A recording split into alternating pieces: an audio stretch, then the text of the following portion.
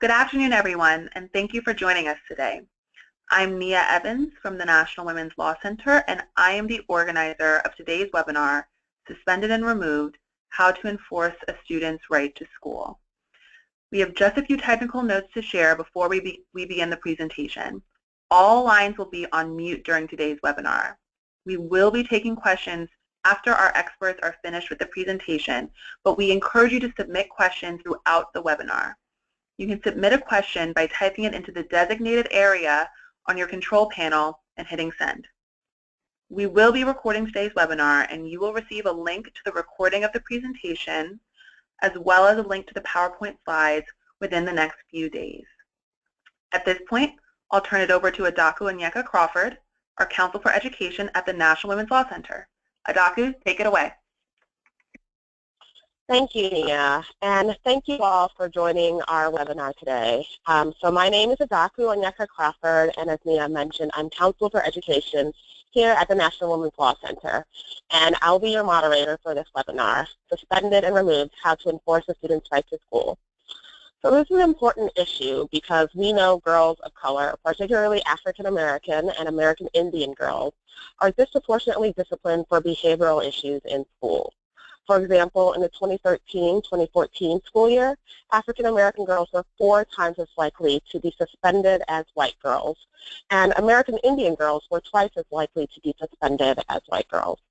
And these figures are even worse for students with disabilities. So black girls with disabilities are 5 times as likely to be suspended, and American Indian girls with disabilities are 3 times as likely to be suspended compared to white girls with disabilities. These are troubling data because they capture how girls are being pushed out of school by exclusionary discipline, which is often unfair and possibly discriminatory.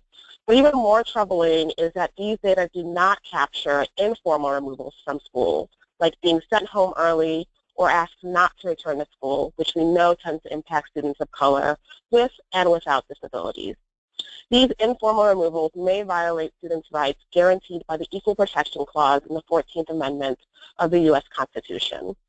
And if a student has a disability, federal civil rights law provides even more procedural protections before a student can be removed from school. Our presenter, Diane Smith-Howard, who is Senior Staff Attorney at the National Disability Rights Network, will explain students' constitutional and legal rights and provide you the tools you need to keep girls of color in school. A little bit about Diane. She's a litigator with 20 years of experience in juvenile justice and education law, and her work at NDRN focuses on conditions for youth in the juvenile justice and child welfare systems. In addition, she works on issues related to adults with disabilities in the criminal justice system and children and youth with disabilities that impact behavior in public education. We're happy to have her on the webinar and look forward to her sharing her expertise. One quick reminder, if you have any questions during Diane's presentation, please type them in the chat box, and I'll include them in the Q&A session at the end. And with that, I'll have Diane take it away. Thank you, Adaku. I'm very pleased to have the opportunity to talk about these important issues today with all of you. As time has progressed, we've discovered more and more intensely the seriousness of the problems involving girls. In many cases, boys, particularly boys of color, have received greater attention on these issues, and yet we're discovering that things are actually quite severe. Adaku provided a nice overview of the statistics involving girls and the girls who are suspended and expelled from school. I would also note that African American girls make up only 17% of girls in public school, and they make up almost half of school-related arrests. So oftentimes when girls are in trouble at school, not only are they removed, but then they also enter the school-to-prison pipeline and into the juvenile justice system as well. So that's an additional layer of consequence. Studies have shown that even a brief removal from schools can have a significant negative long-term impact on students' life outcomes, including an impact not only on employment, which you might expect, but also on potentials for homelessness, and in the case of girls, that they may end up in unhealthy relationships. This webinar will review the legal rights of girls with regard to school removal and provide recommendations for systemic improvements that parents and communities can use at the local and state level now to ensure that removals are only used when they're absolutely necessary. I'm going to talk about the legal rights that apply to all public school students and also those that apply to students with disabilities. I will not be talking about race-specific issues because there are other folks who are very well versed on those issues. So questions around the use of Title VI, I might refer to other attorneys who specialize in that area. And I'm going to start today with a conversation about the U.S. Constitution and the case Goss versus Lopez, 419 U.S. 565, which was decided by the U.S. Supreme Court in 1975. And one of the reasons that we like this case so well is it talks very clearly about the importance of every day of school, and that even a deprivation of fewer than 10 days can have a significant impact on students and an impact that's recognizable by the court system. The court in that case held that because Ohio had chosen to extend the right to an education to its citizens, it could not withdraw that right on grounds of misconduct absent fundamentally fair procedures to determine whether the misconduct had occurred. A 10-day suspension from school is not de minimis, meaning too small to count, in our view, and it may not be imposed with complete disregard for the due process clause. So this case was really the very beginning of many of the great rights that students maintain to this day, including the IDA. The court held that Ohio was constrained to recognize students' entitlement to education as a property interest protected by the due process clause that could not be taken away without minimum procedures required by the due process clause. So even in the case of a suspension of 10 days or less, the student had to be given oral or written notice of the charges against him or her, and if he denies them, an explanation of the evidence that the authorities have, and an opportunity to present his side of the story. So GOS stands for the basic principle that a due process hearing is required if the student is facing a long-term suspension, a suspension of 10 days or more, or exclusion, and there's more due process, including the right to cross-examine witnesses and other, and the ability to bring counsel to a hearing, may be required if the suspension is more than 10 days. So I want to take a moment and talk just briefly about this piece, because in my practice in school districts, I have found that frequently students are removed from school without the due process that GOS even provides. So later we'll talk about some of the higher levels of protection, but I think it's really important to just start here with the basics. If a young person has been removed from school, it's really important to pull out a copy of the school code and ask the district what school code provision was violated in this case. And if they do not have an answer for that particular question, if they can't point to where in the school code this violation occurred, you have a very important foothold there in terms of addressing the suspension. And I'll talk in a few minutes about how that applies specifically to African American girls. In addition, you have a right, or the parent has a right, and the student has a right to know exactly what evidence is being used to provide this this punishment. And I think that's really important, because frequently what happens when you push on the evidence question is you find out that they didn't really have evidence that proved it was this particular kid who did the thing. And I'll give some concrete examples in a second. So the evidence piece is really important, and the opportunity for the student to present his or her side of the story is also important. Many school codes have what's called progressive discipline, which means that on the first offense this happens, on the second offense this happens, on the third offense this happens. And that's really important if you're looking at a situation where you believe that the school district or the staff person may be over-punishing a child because of implicit bias or personal bias or other inappropriate reasons. So if, for example, you're in a situation where two students have done the same thing and one has gotten way more punishment than the other, it's important to ask the question, well, where in the progressive discipline policy has my student, has my child or my client been located? Because if it was the first offense, they shouldn't be skipping down to the punishment for the third offense. And very specifically, I think this is probably the most important part of this conversation today, there are both subjective and objective kinds of discipline. In other words, there are very clear forms of school code violations, like either you set a fire or you didn't set a fire. It either happened or it didn't. But there are very subjective forms of discipline that can occur and these are the places where implicit bias can sometimes find its way in. For example, disrespect. Disrespect is absolutely within the eye of the beholder, and one person can see disrespect where someone else does not. And so if a student is being punished for something subjective, like disrespect, that's a good time to really look at what was said, what would an objective person think that meant, and it can provide some good opportunities to push back, particularly if the punishment is a relatively longer-term suspension. It may be worth really looking at that. And then just a note around the evidentiary pieces. I have had many cases where something happened, for example, that someone set fire to the wastebasket in the bathroom, and kids were seen running out of the bathroom. And so my client, because my client had a history or was less liked than some of the other kids, got punished for the fire, even though there wasn't any actual evidence linking my client to the fire.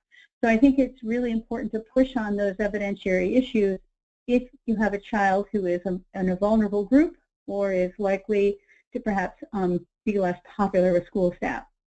So GOS provides the format for all of those things. And then just very briefly, we'll talk about this more later, but GOS versus Lopez and the U.S. Constitution provide for a hearing when a child has been removed from school for 10 days or more.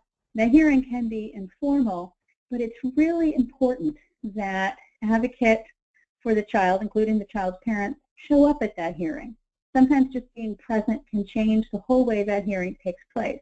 And it is appropriate, politely, to ask questions during the hearing and say, during the appropriate time in the hearing process, and ask questions about evidence and so forth. You may not have an opportunity to formally cross-examine witnesses, but it might be an appropriate time to bring evidence about issues in the student's life, mitigating measures, other kids who might have been involved, and that sort of thing. So I think sometimes people think, well, that hearing is just hopeless, I'm not going to go.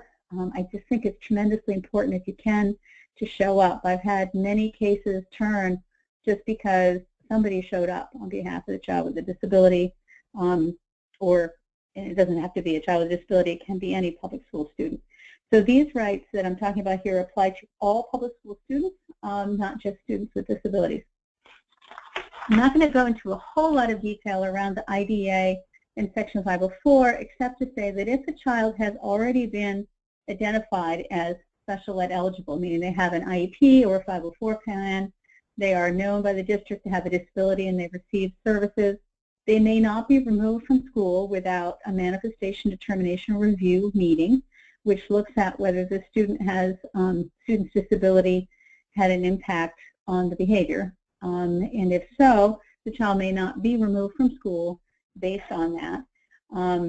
In very serious circumstances, like if the child brings a firearm to school, they may be placed in an alternative setting, but during that time, or during any expulsion for a kid who has an IEP, they need to be provided services, including all of the services on their IEP. So, for example, if they receive speech therapy, they need to receive speech therapy while they're out of school. So all of those things are really important, and we're going to talk more about the behavioral protections in a little bit. But I really want to jump down to students with disabilities who are not yet eligible. You'll see that is the fourth bullet point on that slide, because that's where many African American kids reside. They may have a disability, but for whatever reason they have not been identified for special education and have not received, therefore, the protections that come with kids who are identified, because it is both immoral and also inequitable to remove children with disabilities from school for behaviors that they have no control over that are related to their disabilities. So that's the civil rights basis for these various protections. So the IDEA allows the parents of a child who has not been determined to be eligible for special ed to assert any available IDEA protections, including those really powerful discipline protections, in circumstances where the district had knowledge that the child was a student with a disability before the occurrence of the behavior.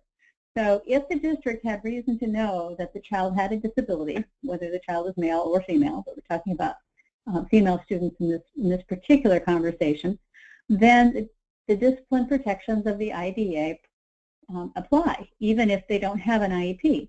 So as a parent, if your child receives a long-term suspension and you believe that the child has a disability and the district is on notice of that disability, you can say, you can't throw my child out of school without going through the manifestation determination review process.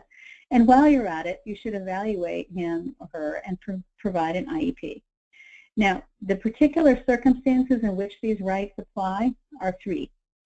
First, the parent has expressed concern in writing to a district supervisory or administrative personnel or to one of the child's teachers that the child is in need of special ed. The parent has requested an evaluation of the child, this is the second criteria, and or the child's teacher or other district personnel has expressed specific concerns about a pattern of behavior demonstrated by the child to the director of special education. So what that tells you is if you have a client or a child who may have difficulty in school because of a disability-related behavior, it is smart to write the school ahead of time and let them know that you think the child may be eligible in case you later need to use those protections. And if that's true, then the district needs to go ahead and evaluate the child, and they can't put the child out of school in the meanwhile. So that's a pretty powerful thing that I think a lot of families don't know about. I'm going to take a pause here for one quick second, and we're going to talk about some really important guidance documents that the U.S. Department of Education has put out in the last few months. This summer was a big time for three documents, one on behavior, one on attention deficit disorder, and the other on virtual schools. Next slide, please. There we go. Just briefly, a resource that you may be able to use if you have a client or a child who needs services. I work for the National Office of the PNA Network, called NDRN. PNA agencies are individual nonprofit organizations which are federally funded, one in each state and territory. That's why there are 57 instead of 50. And we provide free services to individuals with disabilities to protect their rights, including special education representation.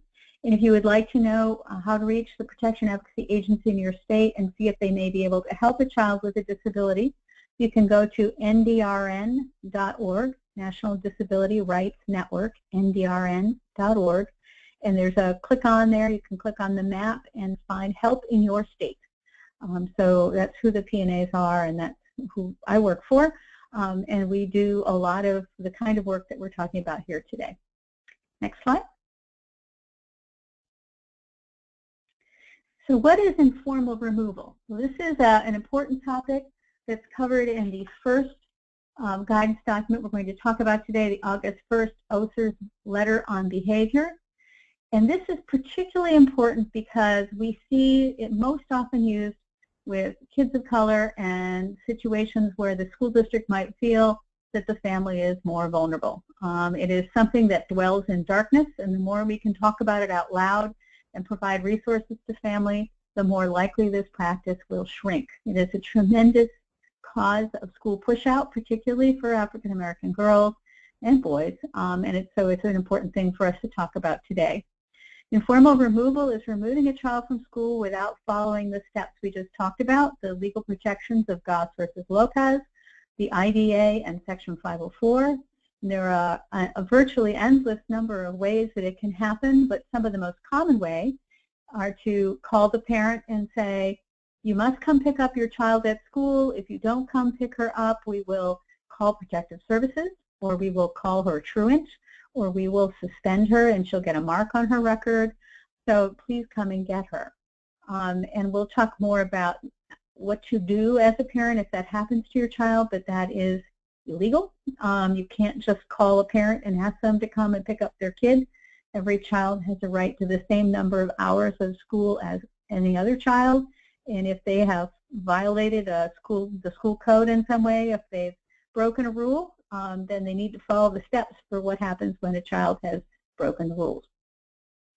Shortened days, that's where a child is sent home repeatedly at a particular hour of the day because they are deemed to not do well in the afternoon or any number of excuses.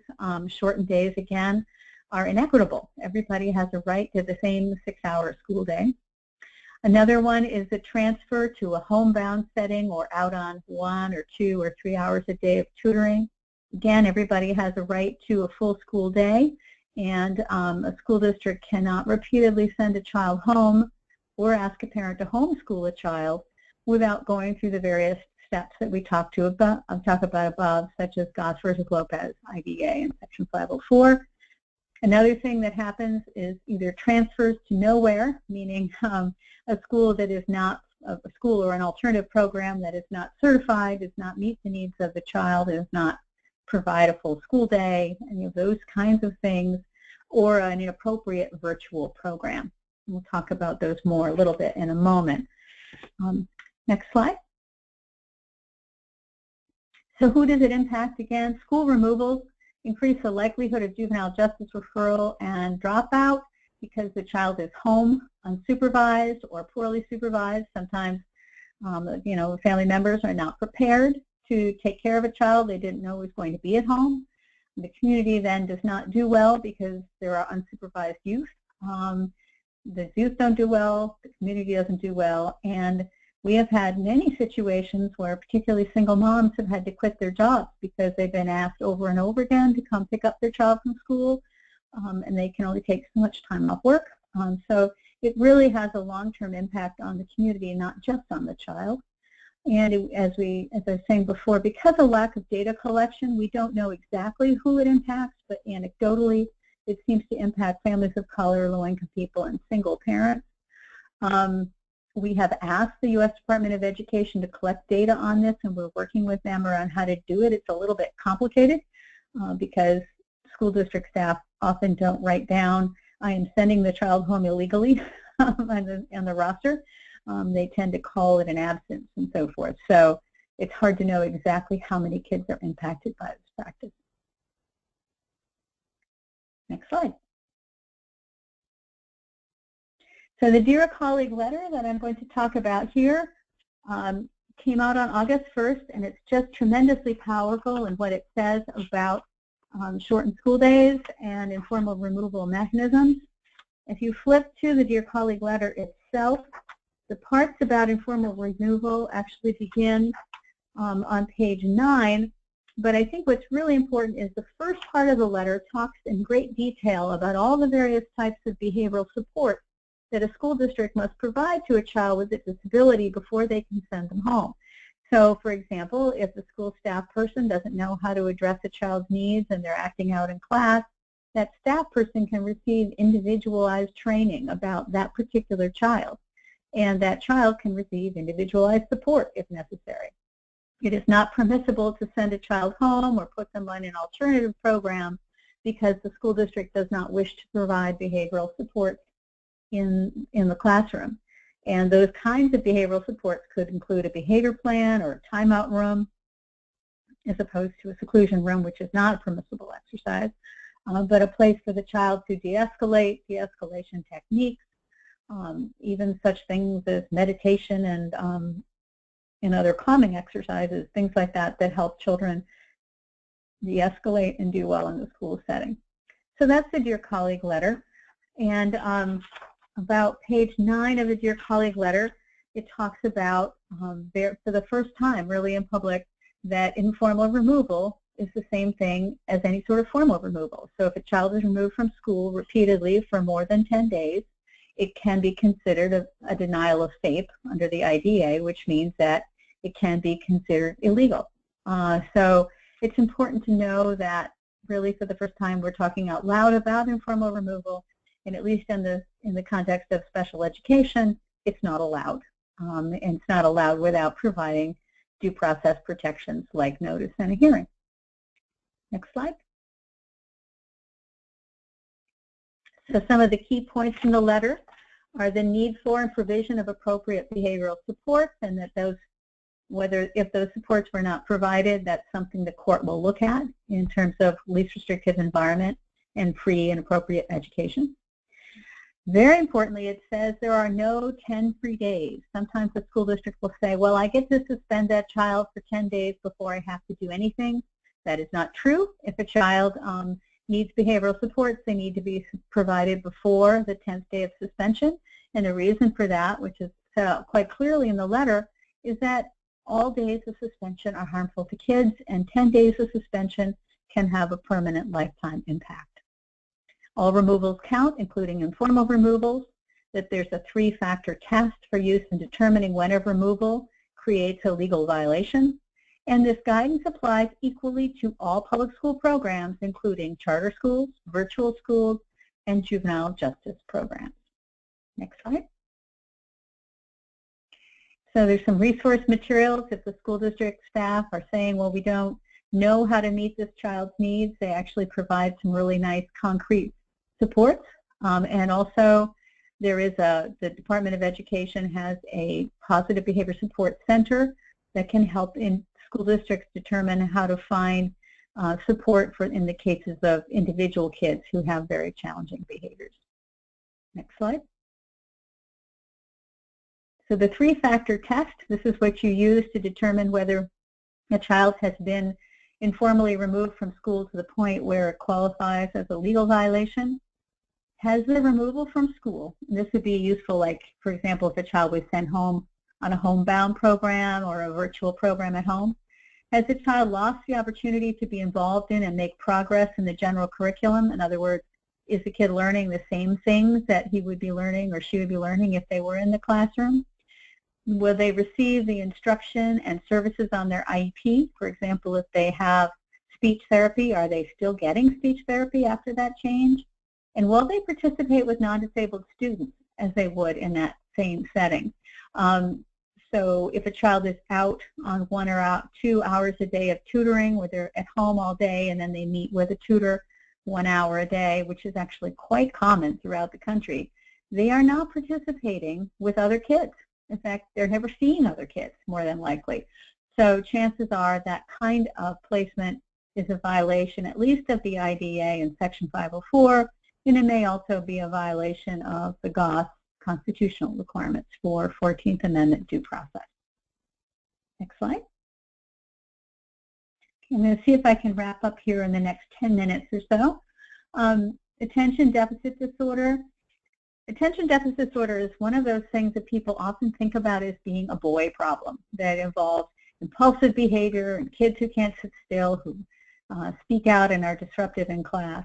But it's very interesting because the group that is least identified as having attention deficit disorder and receives the fewest services actually are girls. And the ADHD guidance document you see there from July 26th of this year specifically mentions that situation on page 13, and it says the failure to evaluate a student under Section 504 may be particularly acute for students with the inattentive type of ADHD. Such students are less likely to come to the attention of school district personnel because they are less likely to engage in impulsive or disruptive behavior. And then it says the development of neutral policies, meaning policies that do not mention race, color, national origin, or sex, that specify when a Section 504 evaluation is needed, are necessary. And careful evaluations that aim for objectivity may help a school district avoid operating on the basis of generalizations, assumptions, prejudices, or stereotypes about the disability generally or ADHD in particular. Non-discriminatory implementation of such policies and careful objective evaluations also help to ensure that a school district is not impermissibly relying on sex-based or racial stereotypes. In other words, if you are told that the client or the student cannot possibly have ADHD because they're not running around or they are not, or they're not a boy, this would be something that you could point to. And the resource guide provides great material about when children need to be evaluated and how they need to be evaluated and what services they should receive if they do have that. And it is something that does impact young women of color in particular because they often are seen as just misbehaving or not paying attention when they may very well have ADHD or one of its subtypes. All right, moving on to the next slide. The key points of that letter we've covered. So next slide. Applies to this ADHD letter, as with the behavior letter and the virtual schools letter that I'm about to mention, apply to all public schools. So even if the child goes to a charter school, they cannot be removed from school in any manner that they couldn't be removed from school if they had, and they were in public school or regular public school. It applies to detention facilities, juvenile probation, juvenile facilities, and virtual schools as well.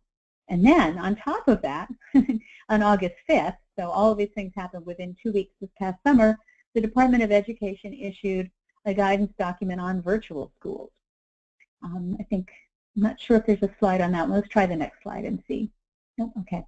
So the virtual schools letter, which is dated August 5th, says that the IDA, including provisions involving child fine, monitoring, and compliance, applies with equal force to virtual schools. The agencies noted that it's common for a teacher to be the first person to suspect a child may have a disability and to refer the child for an evaluation.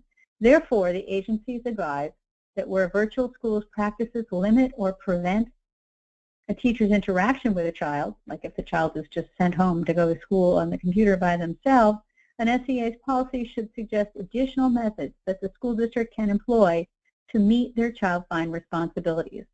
In other words, if you're sending a child with a disability home to use the computer to access their education, first of all, you need to make sure that that's effective. Many children, including children with disabilities, would not be able to manage a virtual program at home, or their families might not have a computer system that is capable of actually managing a virtual program. They may not have anyone home during the day to supervise the child.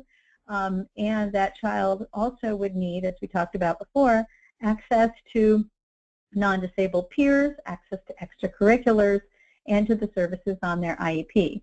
So there are many, many students who would not be appropriate for virtual schools, and children who act up in school are the ones who are often most likely to be sent home to a virtual school program, where they may not learn the behaviors they need to be successful in school.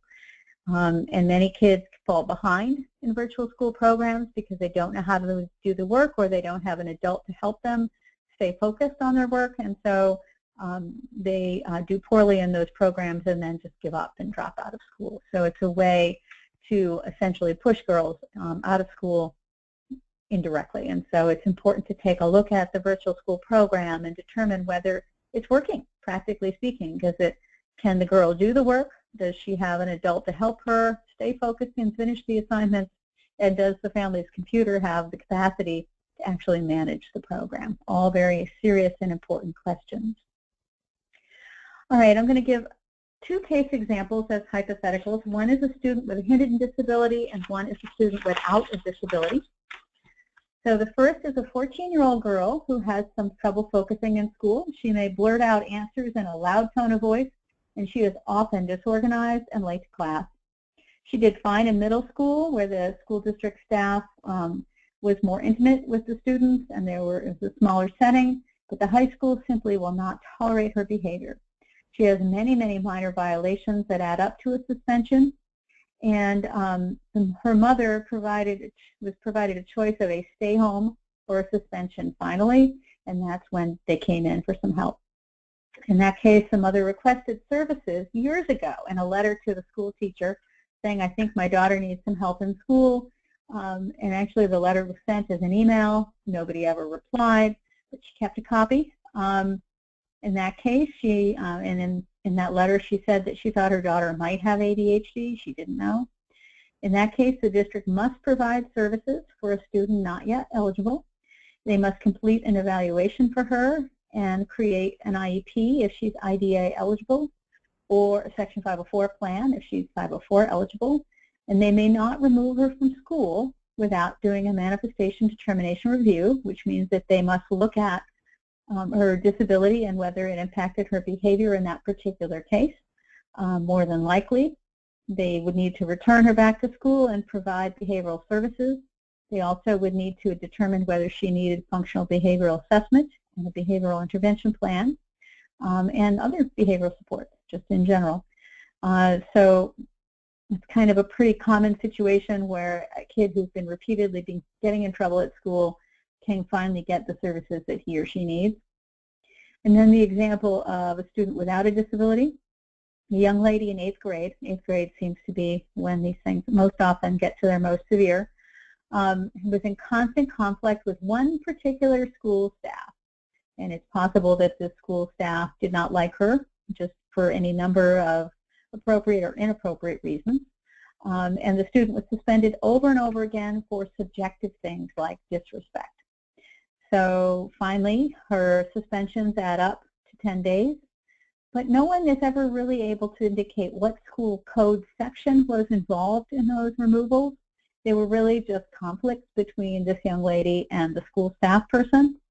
And so the parent advocated, because at this point she had missed weeks of school by the end of the 8th grade, and insisted that she receive notice before the child was suspended again, that they determine what code violation was being violated, and provide a hearing if it had added up to 10 days. As a result of the parent's advocacy, the student was moved away from that particular staff person, and the violations were removed from her record, and she actually had a very successful 9th grade year. So those are just some kinds of case examples. We received many, many case examples within the P&A system, and I'm sure many folks here on the phone have their own examples, which we'd love to talk about more during the question and answer period. I'm going to talk a few minutes about systemic improvements and what coalitions and community members can do, and also specifically about what parents can do. Before I get there, I want to give my contact information in case we run out of time. My name is Diane Smith-Howard. I'm a senior staff attorney at the National Disability Rights Network, and I can be reached by email at Diane, D-I-A-N-E, .smithhoward, as though it were one word, at ndrn.org. Thank you for going back to the end and then coming back again. Also, I have a Twitter account which is specific only to school to prison pipeline and criminal justice issues, ndrn STPP at Diane Smith Howard, and I can also be reached on our website, which has some good resources for families. All right, so flipping back to systemic improvement. A small group of people who are interested in these issues in a community can make a big difference. One of the ways that you can do that is by pulling out a copy of the school code and looking through it for zero tolerance provisions, which means if you do this thing, this discipline shall be levied upon you regardless of the circumstances. Anytime you have a situation where a kid will get a particular punishment regardless of the circumstances, that raises a red flag, because there are often many reasons why kids do the things that they do. I mean, they may not understand, they may not realize it was a violation, they may have a disability, they may have trauma, they may have issues at home. So there should always be a way to provide information about mitigating factors. Discretionary violations, like the ones we talked about, where the young person uses language that the school staff person doesn't like, or other places where implicit bias or cultural confusion may occur.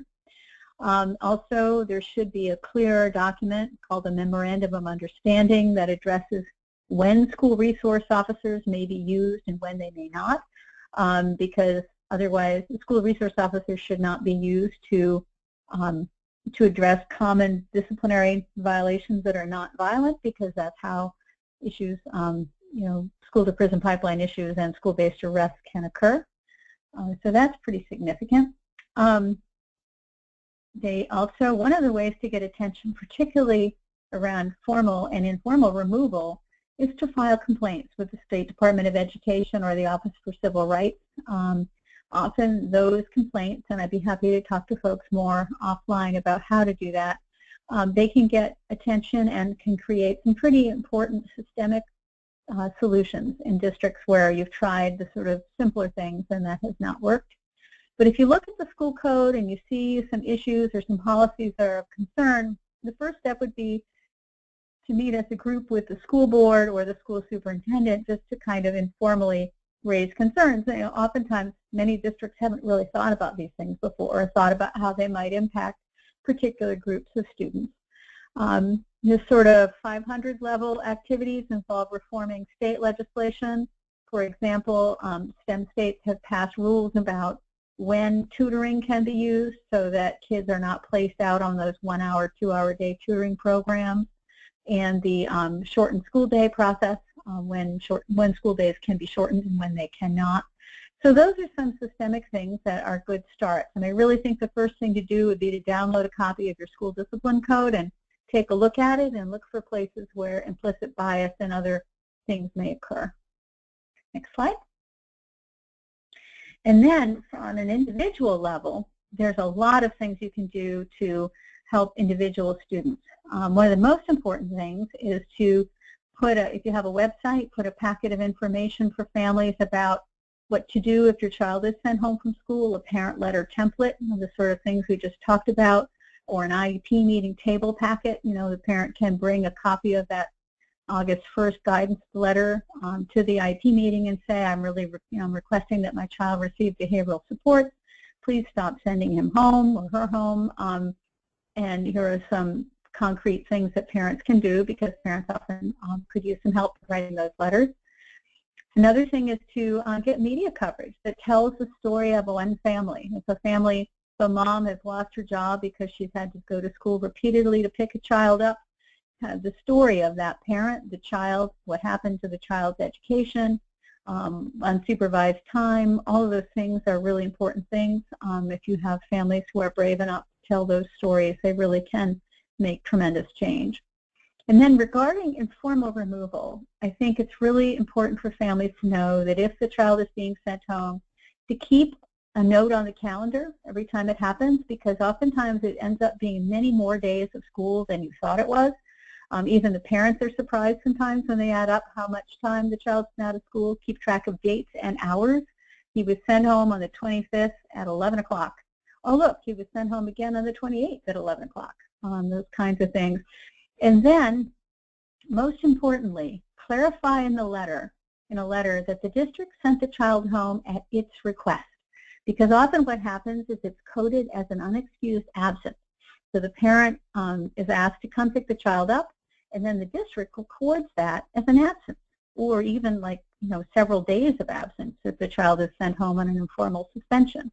And we've known of families who have been ticketed for truancy, families who have been involved in protective services for truancy, and families who have been threatened with fines because their child is quote-unquote truant, when really the child is being repeatedly sent home by the school district.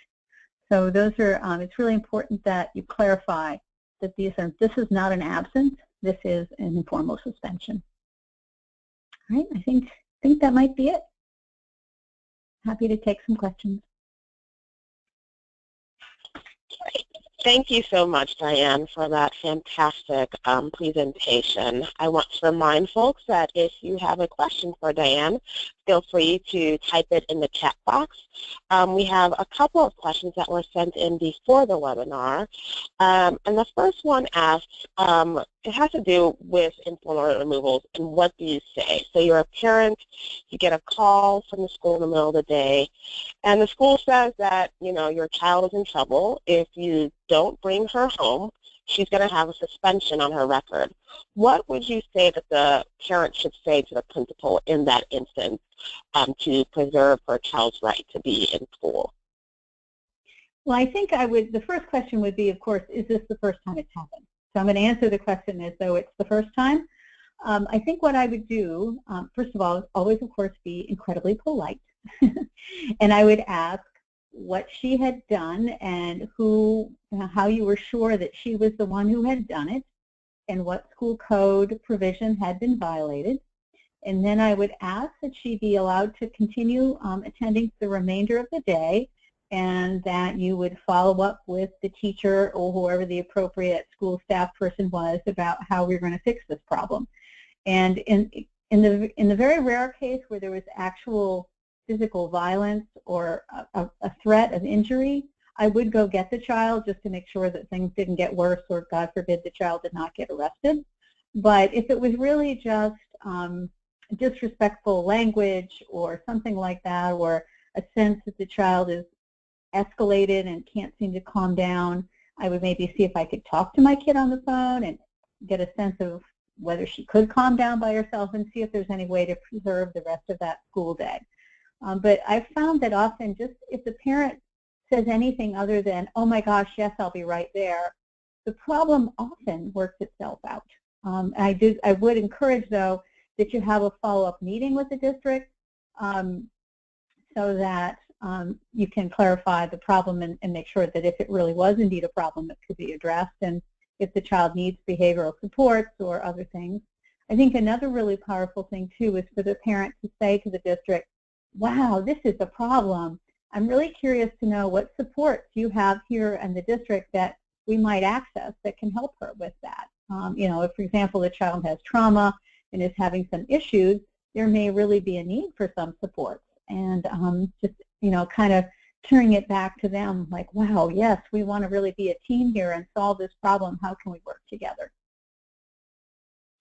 Excellent. So we have another question from our audience, and this audience member asks, do you have any suggestions for how to prove without written documentation that a parent requested an evaluation in the past, or that school staff expressed specific concern about a pattern of a student's behavior? Wow, that's a good question. I mean, one of the problems with the IDEA's reauthorization in 2004 is that they made these requirements much more stringent. It used to be that if the parent had just discussed it and you could prove a discussion, then you were covered. But now you actually have to prove that the parent said something in writing or a school staff person did. So I think that's where you might look back through, you know, sometimes with the report card will have, or the report card packet will have lots of those addendum pages where they talk about all sorts of things. I would comb through those report card pages. If it's a general ed student, the report card and the CUME file are really going to be all you might have to work with, because a lot of stuff, other stuff isn't written down. But if the child was in Title I reading services or anything like that, I would request a copy of the child's file, which as a parent you can do, and then I would read through it with a highlighter and look for any time that anybody talked about behavior. Like, for example, I've had lots of clients where they say, my client is not benefiting from, or the kid is not benefiting from Title I services because she just cannot sit still and doesn't seem motivated and can't seem to complete the work. Well, that might be evidence that the school district had concerns and expressed those concerns about the child's behavior. And I would pull it all together in as many pieces as I could find, and I would march in there and present it like it was the best evidence I ever had. But sometimes you have to kind of cobble it together. Okay. Our next question is from Portia Allen Kyle, and she asks, how can parents or advocates or attorneys go about finding out the extent of a problem around informal removal that's not documented and doesn't result in the child being sent home for the day? So, for example, if there is a large charter network that has a practice of removing students from the classroom and either putting them in the principal's office or in another classroom, are these removals also violations of the right to school?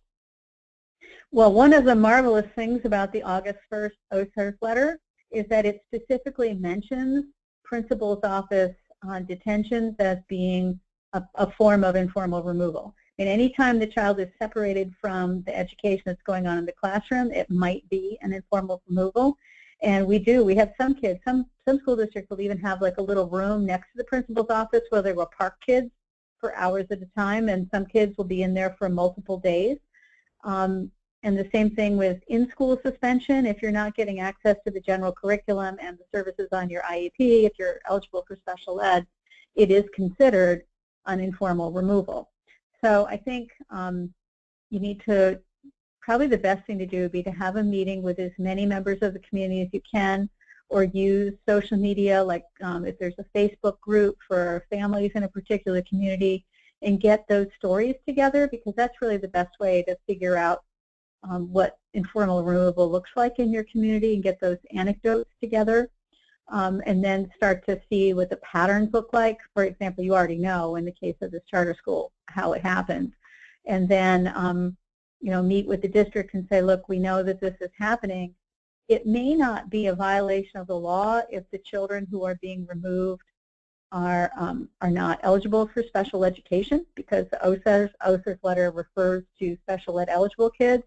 But I think it's definitely a good place for community advocacy. I mean, if you can meet with a group of families and discover that particular types of kids are ending up in that room next to the principal's office every day for hours, then it's time to meet with the school board and or the superintendent and say, look, you're using this charter school. This charter school is part of your LEA, or meet with the superintendent of the charter school if it's its own LEA, and say, look, this is an impermissible practice. We're concerned. We're ready to write to the paper about it, and use those sort of informal advocacy routes if you don't have a way to make a legal complaint. Also, your state statutes or state constitution, they address the rights of general ed kids too. Well, and this also, so that kind of ties into another question that we had, which is if there's a powerful group of community leaders who know about an issue and they are interested in improving the system, what are some good first steps to take, and what are some strategies that they can implement to make sure that informal removals don't affect students with disabilities as well as students without disabilities? Right. It's a little harder for the kids without disabilities because unless your state constitution or your state statutes address a right to education for kids without disabilities, it can be complicated to cover them legally. But that doesn't mean that it's okay, and it doesn't mean that the community wouldn't be up in arms if they found out about it. So that's where we really talk about writing letters to the editor, making a video clip telling a family story about what this practice looks like for them. As we talked about, those video clips are incredibly powerful. Talking to the media, if you've already, I never go to the media until I've actually talked to the school district and really tried hard to work through the problem. But if the school district is not budging, sometimes the media is a tool that you need to think about. The media is, it's a double-edged sword. I mean, sometimes the media can make the family not look so great. So it has to be careful, it has to be used carefully. And families have to be brave if they're going to go to the media. But if you've made a list of suggestions and provided some resources to the school district and they're not budging, then I do think that larger grassroots advocacy methods might make sense. And Adaku, I think this is really something you know a lot about too, so I don't want to take up all the airspace. Oh, you're the expert on this call, but I would also want to add to, yes, kind of plug into other groups who have like affiliates in the States but also have a national presence to see if you can use their level to also kind of like amplify the work that you all are doing on the ground. I think we might have time for one more question. I'm not seeing any, but we do have one other that was sent before, and that was, so, we talked a lot about like behavioral issues. So what if there was actually a fight and between two children? But even in this case, the other children who were involved in the fight weren't punished as severely as someone's child was. What can a parent or attorney or advocate do about that? Well, it's very common, unfortunately, and it's actually one of those places, the reason that I think it probably came up is it's one of those places where implicit bias sometimes rears its ugly head, where you have 3 or 4 kids and one child gets punished more than the others. And that's where I would go back to the school code and see if there's a progressive discipline policy and make sure that the severely punished child was punished in line with that policy. And usually what we see is that instead of getting that step 1 punishment, for whatever reason, this child has been bumped down to step 3 or 4. And so that's where I would advocate very strongly that the progressive discipline policy be followed. And then it gets a little bit more complicated around the other children. Like, for example, I think a pretty common scenario is where one kid gets in trouble and the other kids get off entirely. And I think it's really up to the parent how they wish to raise that issue. But typically, if you read the school code, it says all people involved in a fight shall receive some level of punishment. And so if the other kids get nothing, I think that is a concern. If the other kids get something, and but it's not as much as your client got, it may raise a question. It raises a question, but it might be that the progressive discipline policy is being used properly, and those kids did not have prior violations, and your child did. So I think, you know, you don't want to jump to conclusions, but I think the first tool I would use is to be to look at the school district's document and see if they'd followed their own steps. And I forgot to mention, sometimes the school district does not have an appropriate school code with clear violations and a clear step-by-step progressive discipline policy. And that's a real problem because then you don't have as much to work with. And I think that's a really important situation for a community group to take a look at and advocate for a good, solid discipline policy. Because if you don't have a discipline policy that's clear and fair to everybody, that's really where huge bias problems can take place. Okay, and so we don't have any other questions, so I think we're going to close out this webinar. Thank you, everybody, for joining. As a reminder, we'll be sending a follow-up email with a recording of this presentation and also some resources that were mentioned on the call. We'll also include contact information for Diane and myself in case you have any other questions that you thought of after the webinar. But we're going to close now, and hopefully everyone found this helpful, and have a great day, all. Thank you, Adaku. Thank you.